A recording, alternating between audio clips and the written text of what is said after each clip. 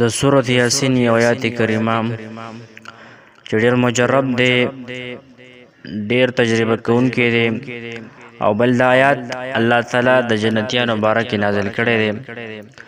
سورۃ یاسین د قرآن مجید زړه دی او دې ته د قرآن مجید زړه ویل کېږي سورۃ یاسین. دغه آیات کریمه هم د سورۃ یاسین کې دننه پروت دی او دغه آیات کریمه الله تبارک وتعالی د جنتیانو باره کې نازل کړی دی. د انسان زړه چې کله کار کوي نو ټول اندامونه کار کوي، ټول اعضا تمام جوارح په صحیح طریقه باندې چلیږي. دا یو داسې آیات دی چې دې سره به الله تعالی ستا هر قسم ضرورت حاجات انشاءالله په 3 ورځو کې الله تعالی پوره کړي. ستاسو په وړاندې دا عرض کوم چې د دې وظیفې سره به تاسو روزانه په بنیاد باندې یعنی 3 ورځې وظیفه ده، 3 ورځې به تاسو مسلسل صدقه ورکوئ.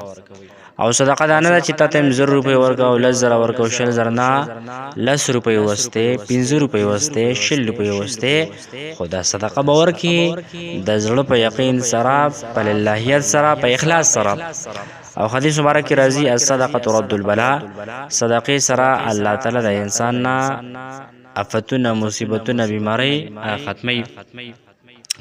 نو ډېر ازموده ده، تجربونه وتلې وظیفه ده. که تاسو د هر قسم حاجت وي، ضرورت وي، بندش وي، کاروبار نه چلیږي، څومره مسایل د دنیا سره ریلیټډ دي، دا وظیفه صرف 3 ورځې وکړئ.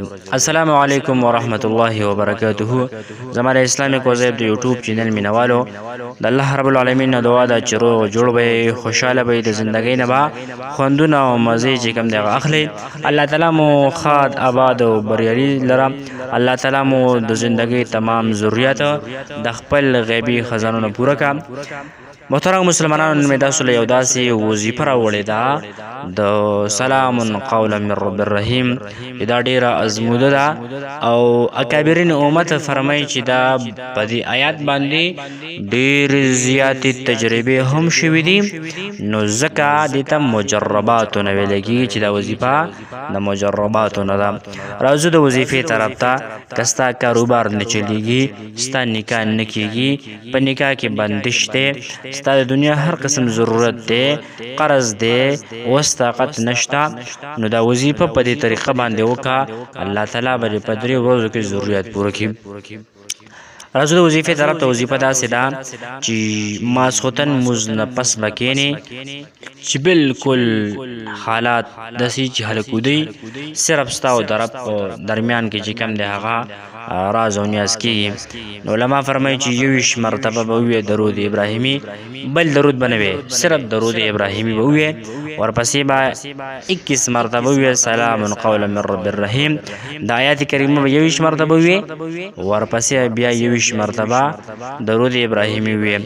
او علما فرمایي چې کله دا یو ورځ وکړه نو د ماښام سبا ورځ خیر دی، یا په دغه ورځ باندې د مازدیګر نه پس ماښام نه مخکې صدقه ورکړه د خپل وس موافقه. بیا دویمه ورځ راله، دویمه ورځ ته اراده ده چې ماخوتن نه پس به زه دا وظیفه کومه، نو مازدیګر نه پس صدقه ورکړه. بیا ماسخوتن نه پس 21 مرتبه درود ابراهیمي، بیا به 51 مرتبه یعنی 50 ځله سلام قولا من رب الرحیم وي. ورپسې بیا 21 مرتبه درود ابراهیمي هغې ذکر به وکړي. دغه شانتې په 3 ورځ باندې بیا صدقه هم ورکړي، ماسخوتن مونځ نه پس به کښېنې او 21 مرتبه به درود ابراهیمي وي او 101 مرتبه یو پیره به سلام قولا من رب الرحیم دا ذکر به وکړي. ورپسې به بیا درود ابراهیمي 21 مرتبه وي. علما حضرات فرمایي، اکابرین امت فرمایي چې دا وظیفه په دغه طریقه باندې وکړه او چې کله دې آخري ورځ باندې دا وظیفه وکړله نو صدقه ورکا. څنګه؟ لګه خوږه شیریني په حکا، حلوا په حکا، سوجي په حکا، ناششته په حکا او په غریبانو ماشومانو باندې وخوره او الله تعالی ته لاس اوچت کړه ما د خپل ضرورت، ما د خپل مسله، ما د خپل مصیبت، ما د خپل بیماری ربا دا ستا په دربار کې تا ته وړاندې کړه.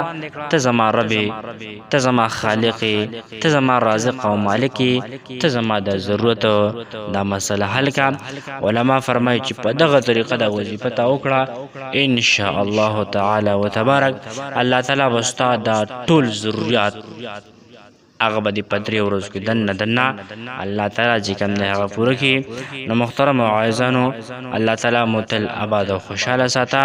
او څومره ملګري یاران دوستان هغه دې چینل ته نوي دي د هغوی په خدمت کې عاجزانه سوال دی زموږ دا یوټیوب چینل د سره سبسکرایب کړئ چې روزانه په بنیاد باندې دغه د اسلامي وظیفې دا ستاسو په وړاندې باندې راځي او تاسو دې فایدې هغه اوچتوئ. الله تعالی مو تل آباد او خوشحاله تازه ساته. الله تعالی مو د هر قسم غم آفت او مصیبت نه سره زمونږ وساته. الله تعالی مو تمام ضرورت هغه د خپل غیبی خزانو نه پوره کا. آمین ثم آمین.